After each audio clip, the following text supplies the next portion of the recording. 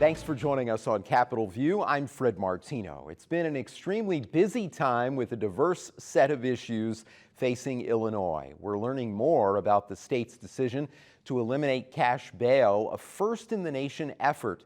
And the Biden administration has responded to calls from Illinois and other states to take action on some immigration issues. That and much more from our panel, Dan Petrella from the Chicago Tribune and Charlie Wheeler, Emeritus Director of the Public Affairs Reporting Program at the University of Illinois, Springfield. Dan, I want to begin with you with another issue, a very controversial one. New state police rules for assault weapons take effect October 1st. Tell us about that and your thoughts on efforts by some to use this as a political weapon, saying that it's an attack on the Second Amendment. That's right. So this goes back to the ban on a long list of high-powered firearms and high-capacity ammunition magazines that the legislature passed in January. And Governor J.B. Pritzker signed into law right when he was sworn in for his second term.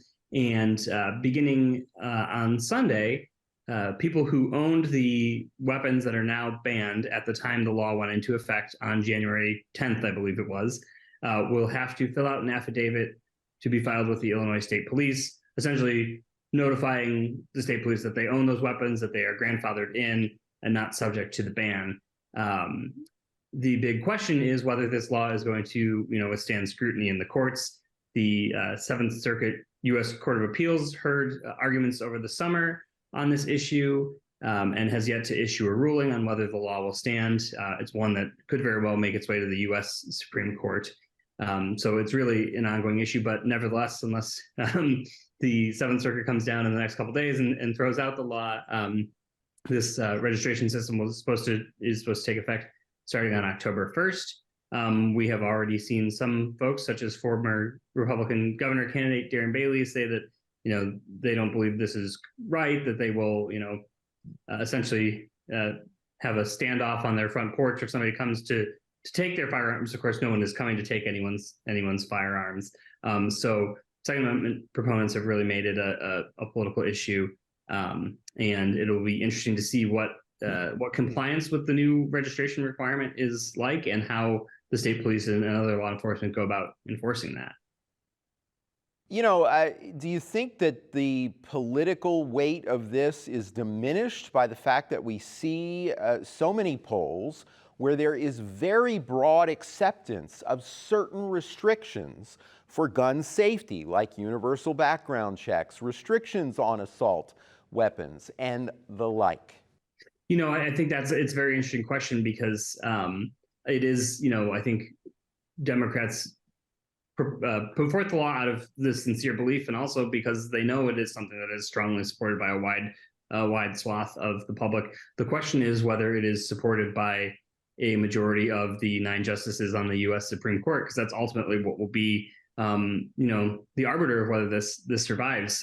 We saw them last summer, I believe was the summer of 2022, strike down a New York State's concealed carry restrictions, saying that they were too onerous. And that's really the question of whether the proponents of this ban here in Illinois can find a way to fit it into the framework that the U.S. Supreme Court has set up for what is an allowable restriction on gun ownership.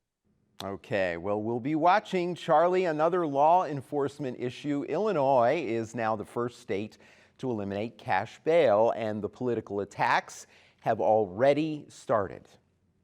Yeah, and that's true. And for some little background, under the old system, people would be brought in, hauled before a judge, and in a couple of minutes, the prosecution would speak, public defender would speak if there were a defender. The judge would say, "Okay, Wheeler, you can go. Your bail is $500,000," and then I would have to put up $50,000. If I could put up the $50,000, I could walk free. It didn't matter what I was charged with. On the other hand, if I were someone who was, for want of a better term, someone who was in poverty and could not come up with the money, no matter how slight the offense might be, I'd be sitting in jail for months. losing my livelihood for my family, sometimes even losing the custody of my children. And so the state, I think it was right at the end of the last legislative session, decided to do away with this and put in a new system where people, in most instances, can go free unless they pose a threat, a specific, real, and present threat to somebody else, or if they're a flight risk. And one of the very first cases in Cook County involved a woman who was arrested for, let me make sure I get what her offense was. She was attending the Mexican Independence Day festivities, and around 2:30 a.m. That evening, or I guess the next morning, she allegedly pulled out a canister of pepper spray and sprayed it at 4 Chicago police officers. And she was let go without being held. And there was a lot of complaints about it, and people were really going crazy. When is it okay to pepper spray police officers? The public defender for her noted that this was her first Chicago arrest. She's a sole provider for her young child, and prosecutors didn't seek to detain her. And what I thought was interesting, and the judge said to her, the one thing you have to do is you have to be here for your next hearing, or you're going to go in the slammer. What I thought was interesting, all this wailing and gnashing of teeth, Will Lee, who is the bond court reporter, longtime bond court reporter for the Trib, pointed out under the old system, she would have walked anyway. She would have had to put up a $500 bail, and then she'd be out the door anyhow. Yeah. And that's an important point. I wanted you to get there in terms of that first case, because that's not the only issue that we've seen where if you look at this law, you have to have all the information. You have to have the context. And Dan, while some Republicans try to use the elimination of cash bail as a safety issue, Capital News Illinois had a very interesting angle, a story that notes murder suspects who would have been released on bail under the previous system are now actually staying in jail. That's right. And, that's, I think, one of the things that's been overshadowed in a lot of the political rhetoric surrounding this issue is the fact that the elimination of cash bail, this new system, was widely supported by groups that advocate for victims of domestic violence, other groups like that, because it prevents situations where someone who might actually present a danger to the public or to specific people can get out of jail, as Charlie alluded to earlier, just simply because they have access to the money or because they have a relative who can, put up their house as collateral or what have you, or can tap into a investment account or whatever to pay their bail. It's an issue that the Democrats, I think, didn't quite message maybe as much as they could have, as they were during the 2022 election cycle, defending on these attacks that they're soft on crime. They were very much focused on the equity and justice part of this argument. You did hear them sometimes say, Governor Pritzker and others, that this will allow us to keep dangerous people in jail, but that wasn't really the main focus of why they were proposing the law or the way that they were defending it. In a sentence, while cash bail was eliminated, it doesn't mean detention is eliminated. That's correct. It gives judges more ability to review the specifics of a specific case and determine whether this person poses a risk, or as Charlie says, poses a risk that they're not going to show up for court when they're supposed to. And it'll be interesting to see. I don't think these small anecdotal instances are really going to tell us much. I think it's going to take time for the system to get fully implemented and to really be studied to see what the effect has been. The research that has been done so far, from my understanding, in places that have no one's gone quite as far as Illinois has, but people have done bail reforms that are akin to this. There hasn't been huge spikes in crime seen in those places. So it'll be interesting to see what happens here over the next several months and years. And one hitch in I could follow up on that. It was interesting because here in Sangamon County, and Sangamon County is not a rabidly left-wing county. It's basically pretty conservative. But our sheriff, Jack Campbell, said after the first few days of this, he said he didn't know whether this was going to cause more crime or not. He said, I think in 3 months we'll have a very good idea.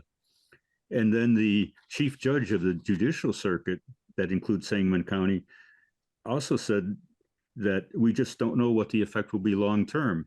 Talk to me in 3 or 6 months. So as Dan said, the anecdotal evidence doesn't really tell us that much about how this is going to play out. Yeah, context and data, that's what we need.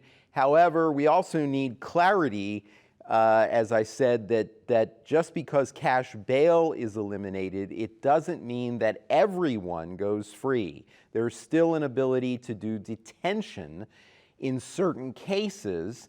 And as I mentioned, that story by Capital News Illinois found that, in fact, murder suspects who would have gone free if they had cash bail offered to them now are sometimes staying in detention. Charlie, one more story on the elimination of cash bail that is worth noting and that is part of the context. Columnist Rich Miller wrote about a Capital News Illinois story that uncovered an interesting fact. According to Illinois law, only counties with 35,000 residents are required to set up an office of public defender. So we don't have, equality across the state in terms of the infrastructure to support our justice system. Let's talk about that, Charlie. Okay, well, as you said, the law, and I think it's a law that hasn't been updated since 1949, says only counties with 35,000 or more residents are required to set up offices of public defender. And out of the 103 counties in Illinois, 63 of them are less than that.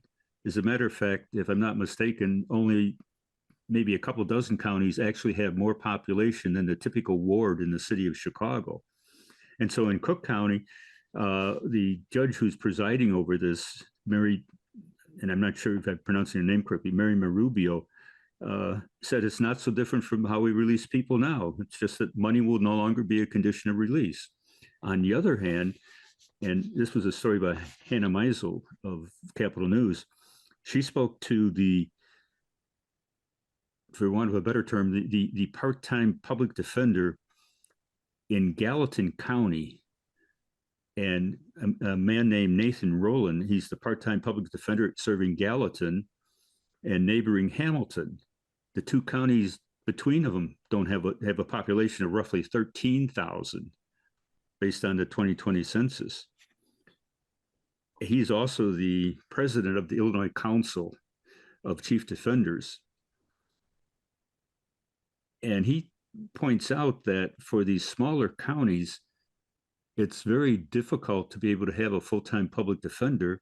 And so you have to have part-time people, or counties have to share a public defender. And in his area down in southeastern Illinois, it's difficult for other reasons too. For example, he pointed out that neither the counties that he serves, neither Gallatin nor Hamilton actually have a jail. So when they have to bring somebody before the court for a bond hearing or for whatever, they have to get sheriffs from neighboring counties to bring them from the neighboring county jail into Gallatin or into Hamilton. He also pointed out that there's no real funding mechanism for public defenders, whereas many other states actually have a state system to pay for public defenders, which, by the way, I think would be a good idea in Illinois. Okay, well, this is interesting. Well, like so many. Another thing that I found interesting in this discussion with Mr. Rowland, he pointed out that people talked about, well, electronic monitoring. We're going to use electronic monitoring. He pointed out many rural areas, such as the ones he serves, electronic monitoring wouldn't really work because there's lots of areas that don't have cell phone coverage, nor reliable broadband, even landline. So somebody could be on electronic monitoring and suddenly the systems go down and they say, okay, you're off. But is it because you actually strayed, or is it because the backup just crashed?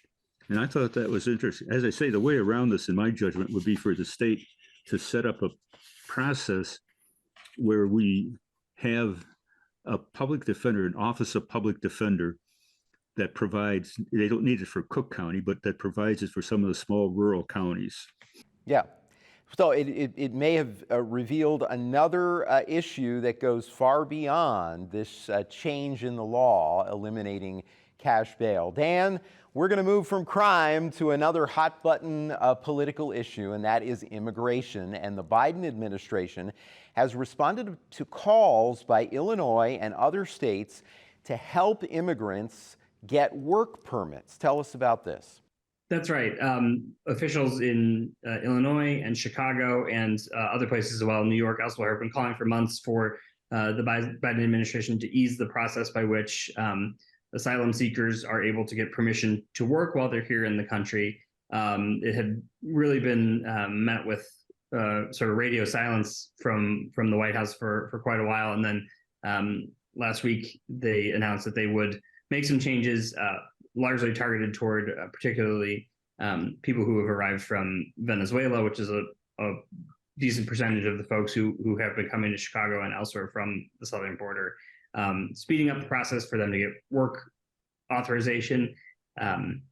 It's hard to get an estimate out of the state and city of exactly how many people this would affect. As of, I think it was late July, there were about 4,000 Venezuelan migrants in the shelter system in the city of Chicago. That didn't count people who had already left the shelters and gone elsewhere. This is something that folks are hoping that will sort of alleviate the strain on the infrastructure here in Chicago for sheltering and caring for the migrants, because part of the problem is that they're not legally allowed to work when they arrive, so they are dependent on either nonprofit organizations or the government to provide shelter, food, and take care of their medical needs, those sort of things. It's a question whether this will be the process will be made easier for people arriving from other places in Central America as well, in South America. And so, I think the system here in Chicago is still very strained. There's been a lot of discussion recently about a proposal that Mayor Brandon Johnson has made to house folks in sort of tent encampments. And there's some money from the state that's supposed to be getting awarded later this week to help municipalities and counties care for folks who are arriving. So it's a very thorny issue. And there's a lot of hope that this work authorization move by the White House will sort of alleviate some of that burden and allow people to sort of start establishing themselves here in Illinois.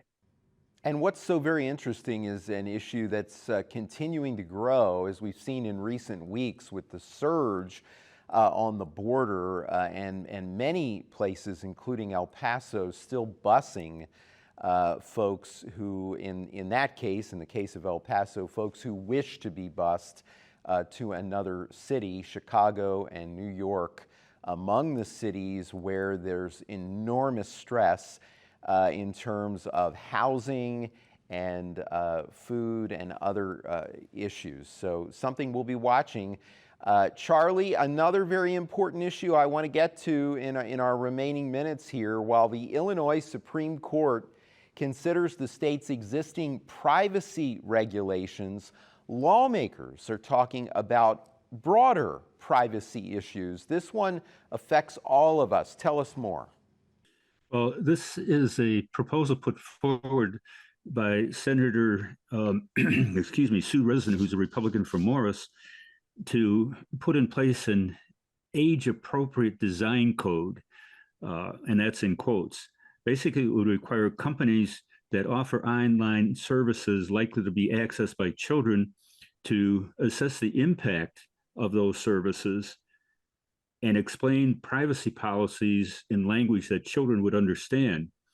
And companies that violate this will be subject to fines up to $2,500 for negligent violations of privacy protection.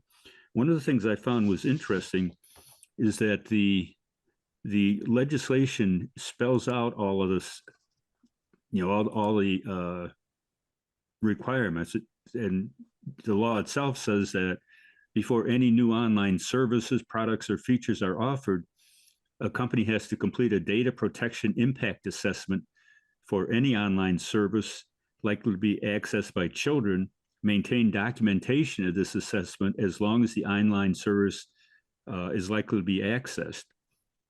And this is a brand new law, and as you say, it builds on the privacy law, where Illinois is one of the national leaders.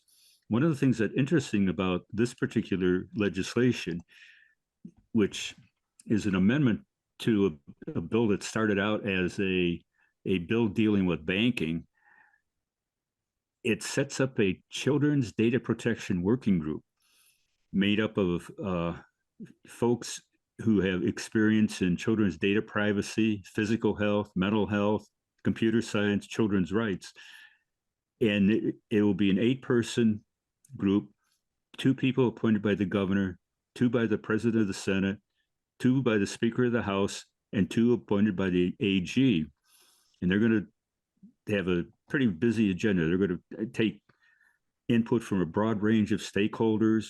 They're going to try and identify these services that are likely to be accessed by children, figure out what would be the best interests of children with respect to their privacy. There's a whole laundry list of things they're supposed to do. But what I found was most interesting is this proposed law.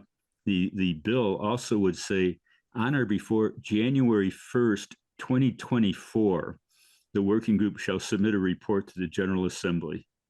And I'm thinking to myself, well, let's see. The veto session starts in October, and so it's not likely that this bill will be enacted into law much before November. So Yeah. in essence, you're asking this group in 6 weeks to take on this monumental task. Yeah, we may see a delay there for sure, but a very important issue, and I didn't want to ignore it because a lot of people concerned about privacy, not only when it comes to children, but for all of us. Dan, I want to wrap up here in our final minutes with another important story. We recently reported on major incentives being used to attract a battery manufacturing facility in Illinois. The company is based in China, and the political attacks have already started. Tell us about this. That's right. The Pritzker administration has really been trying to position Illinois as a hub for electric vehicle manufacturing and electric vehicle parts manufacturing. They've had, very few big successes so far, but one of the really recent major successes was the attraction of this Goshen battery plant to come into Martino down in Kankakee County. It's a facility that's supposed to eventually employ about 2,600 people. A $2 billion battery factory for electric vehicles, and it's about $500 million in state incentives that helped bring them here. But the Illinois Republican Party and others have charged that this company is too closely associated with the Chinese Communist Party, even going so far as insinuating in campaign fundraising emails and things of that nature that the Chinese government might be using it to spy on military bases in the area. The mayor of Martino pointed out to Korean Chicago Business, I believe it was, that if there are military bases close by where this factory is supposed to go, they've been operating in secret because he's not aware of them. There are some that are, within the broader region, but definitely nothing like bordering where this battery plant is going in. But, it's hard for Republicans to admit victory for Governor Pritzker on attracting a major business development to the state, because part of the narrative that they have tried to build now for 5-6 years about Pritzker and the Democrats is that they're destroying business in Illinois and their policies are causing companies to flee the state. So when the governor does get something like this, that's sort of a feather in his cap. It doesn't really leave the Republicans a lot of room to maneuver. I believe it's even in a Republican legislative district where the battery plant is going. I might be incorrect about that, so I should have fact checked myself. But yeah, Jackie, it's fascinating, isn't it? Yeah, And this is yeah. fascinating on a national level, because think about all the noise we heard about the fact that China, a Chinese company, in our final minute here, controls one of the most popular social media platforms, TikTok. And now, that's not even in the news anymore. Not to say that it's not a question and an issue and that it'll be revisited, but this we don't know yet if this has teeth, do we? No, I found interesting about is Mark Denzler, who's the head of the Illinois Manufacturers Association, when this brouhaha about this Goshen company erupted, pointed out that they have another plant up in Michigan, and it's been cleared by the feds that this is not the federal government. Okay, Dan, final word on this, Dan. We got about 20 seconds. Yeah, no, I was just gonna say it's one of those things where each party is always trying to position itself as the one that's better for the economy and for workers, and so instead of taking the victory of potentially 2,600 jobs coming to a district represented by a member of their party, the Republicans have to try and find an angle to criticize and attack the governor. All right, well, that is our time for now. Thanks to my guests, Dan Petrella from the Chicago Tribune, Charlie Wheeler, Emeritus Director of the Public Affairs Reporting Program at the University of Illinois, Springfield.